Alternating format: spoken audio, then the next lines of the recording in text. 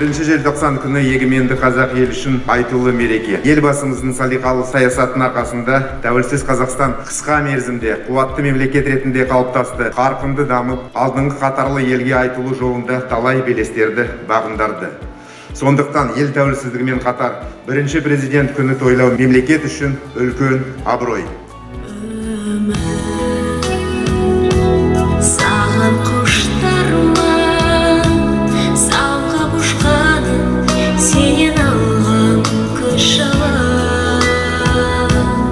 В преддверии 30-летия независимости нашей страны этот праздник воплощает в себя первостепенную роль первого президента Республики Казахстан Елбасы Нурсултана Абишевича Назарбаева в становлении и развитии государства. Созданные Елбасы институты и его исторические инициативы, такие как закрытие ядерного полигона, учреждение Ассамблеи народов Казахстана, перенос столицы и многие другие обрели важнейшие значения для роста и процветания страны. Қазақстан Республикасының тұңғыш президенті күнімен және ел тәуелсіздігінің 30 жылдық мерейтойымен шын жүректен құттықтаймын.